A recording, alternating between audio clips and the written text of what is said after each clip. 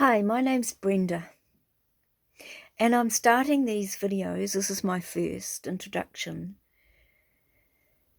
because there'll be information about recovering and healing from rape and abuse. Now, I've thought for a long time about having our voice out here, and I mean our voice, the women who've travelled these journeys like myself,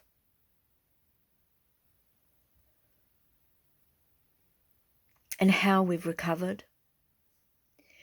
So as I get more familiar with this, I will be interviewing other women who've also found their unique healing path. So I began my healing and recovery in 1981. I'm in my early 70s now, and rape and abuse began for me when I was 14 years old.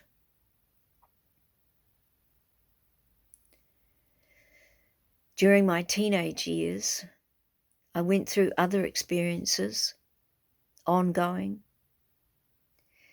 and I just learnt to numb them off, shut them down, pretend they hadn't happened. I didn't have a name for it back then. I always thought it was my fault. And I carried that pain and that shame and that stigma for many, many years. But in 1981, I was home invaded, packed raped by 10 men who were carrying weapons. In fact, that night I thought I was going to lose my life and be murdered in front of my little boy who was 4 years old. He went unconscious through fear. Anyway, as horrific and sad that was, it was my wake up. It was from that point in time that I woke up as a woman who'd been raped and abused in many ways, many times, and I was never able to shut down again. The journey wasn't easy, and it took me 18 years before I reached a contentment, a place in my life where I wasn't overcome as often by the trauma and the reactions I had. I had a spiritual clearing, which really helped, and I'll talk more about that later. And that's when I began the practice of meditation. So that was the year 2000. So basically, the last 20 years, I've been pretty okay. I can still own to being triggered at times. And Eva Edgard, who wrote the book The Choice, and I heard her interviewed, she gave me permission to accept the fact that I do get triggered, because she said barbed wire triggers her. She was a woman who survived the Holocaust.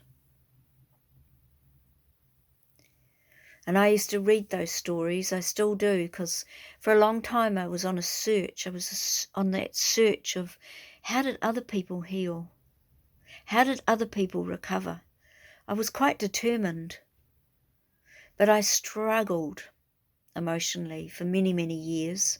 And occasionally I can still flip into that struggle of I'm not good enough, or I'm useless. I feel alienated. I don't feel the sense of belonging. But when I do flip into those places, it doesn't stay very long these days, because I have ways that nurture me and nourish me, that help me shift myself. And the reason why I want to speak out is because I I am in my 70s now, and I believe I might have some wisdom, some experience that may trigger others into helping that they know what they need. And like we all know that we carry the wisdom for our recovery within our own hearts, within ourselves. That's a principle. And I will talk more about these principles with different videos that I do. So mainly this one is to introduce myself, to number one, not tell you that I know that the answers are all within ourselves.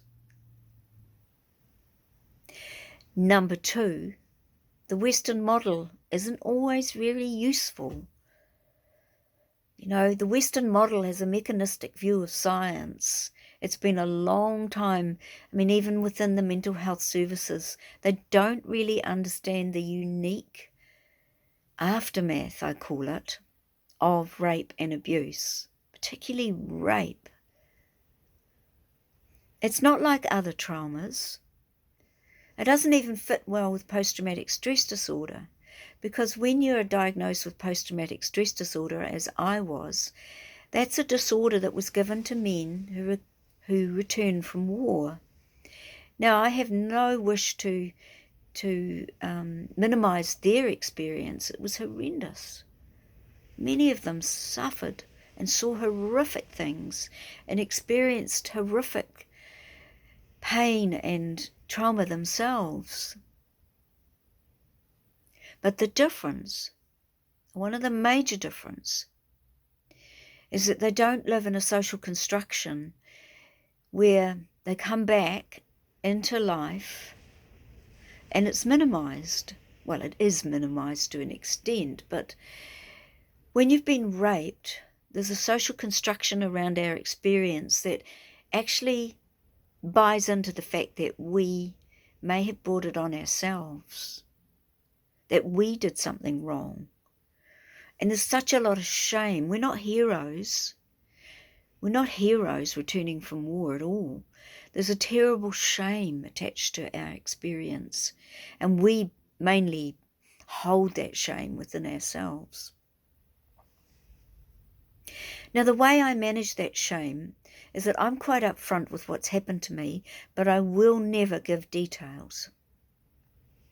Sometimes I don't give details to protect the innocent, but I also don't give graphic details because of our pornography world. I do not share any intimate details publicly about what happened to me. So I was raped by men I knew. I was raped within relationship with males I had. I was pack raped by strangers. I was sexually abused. The very first sexual relationship I had was sexual abuse. Now I own all that now. It took me a long, long time to name it. And that's one of the first principles of healing, is to name what happened, acknowledge what happened. Because if you don't acknowledge or name it properly, you're kind of in gaga land. We've got all sorts of reactions going on that we don't identify where they start. So part of recovery for me has been that naming. So I live a fairly contented life these days and have done for nearly 20 years. I've started the practice of Aikido, martial art, 8 years after I was pack raped, partly because I was so angry and so hypervigilant. It was very hard for me to live in the world and feel safe. So I decided to take up a martial art in case I needed to kill someone. Yes, that was the anger I had. But fortunately I took up Aikido because I've always had a very strong connection with the earth and with spirituality. And I knew in my heart of hearts I didn't really want to be a monster that went around killing men or harming anyone. Of course, I have harmed from time to time.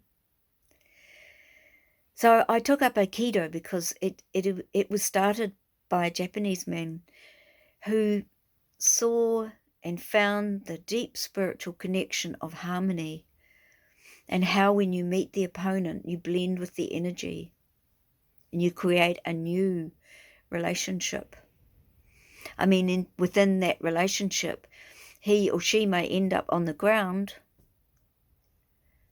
feeling pinned or trapped, but you're not using heavy negative force. You're using energy from your center. And what I've learned from Aikido is, our founder always said, I get back to my center quicker. And as a beginner, it takes us practice. So I've also learnt from Aikido that it takes a lot of practice. Don't always get it right. Even now, I don't always get it right. I'm not a perfect human being. I can lose it. I can make mistakes. I can be obnoxious. I can be really annoying when my ego rises up and insulting. But I do get back to my center quicker. And I do own my behavior.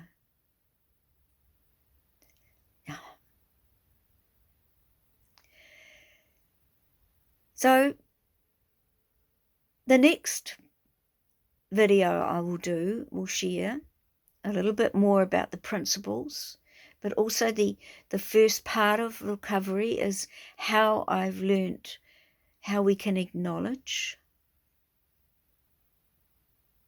And I might read some bits from my book.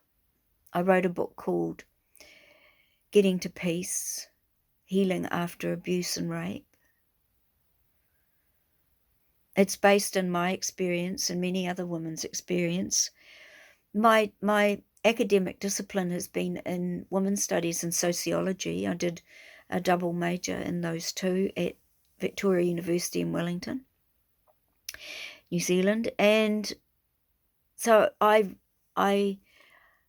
made meaning of my experience through lots of feminist writers, and some I have a great deal of gratitude for. They help me make sense, make meaning of my experience. I'm trained now as a hypnotherapist because I took a long time finding recovery, and it was listening to some hypnotic tapes, that was a long time ago, by some man that helped me it's kind of like reset myself inside so that all the post-traumatic stress disorder began to settle. I began to look at that and how we can use our minds and our unconscious to help. And there's another story in that. Hypnosis has been very, very male dominated, and it's a very kind of recent thing in the Western model, but trance and healing has been around a long time. So I was always very interested in looking at Indigenous ways.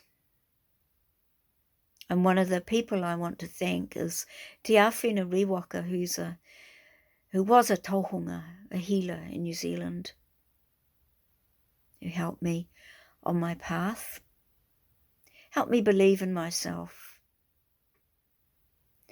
And that's what these videos are for, so that you can find belief in yourself and your connection culturally, because rape alienates us. It alienates us sometimes from our family, as it did with me. It alienates us from our culture, our community. And culture and community and a sense of belonging is what really is the core to the healing process. So I thank my parents. My father came from the Shetland Isles as a boy to live in New Zealand, Aotearoa. My mother was second generation Scottish. And I know I've got a lot of that inside myself. I can feel it now. And truly, I'm a gardener. I've gardened, been around gardens all my life. My parents were great gardeners. And I've developed a huge garden. It's where I spend a lot of time. And I eat from it. And the one thing that gardening has really taught me, well, lots of things it's taught me, but the one thing is that we're all different. You know, fruit trees. I started an orchard in the last 7 years, and every fruit tree has these unique conditions that it needs. Every vegetable has its unique conditions that it needs. And how vegetables and fruit trees grow is you nourish and regenerate the soil. And that's how I know we humans can recover and heal. We nourish and regenerate ourselves. But the nourishment and the regeneration is particular to us as individuals. What suits us? And that's what these little videos will help you find. Coming to terms with what suits you so that you can grow and be the perfect human being that you are. So healing from rape and abuse is also unique in that we're reclaiming, we talk about power, we throw that word around, but we're reclaiming that strong inner essence in ourselves. So in the martial arts, we call it ki. Māori call it Māori, and the witches, the indigenous witches, call it life force. And so most cultures understand that life force within ourselves.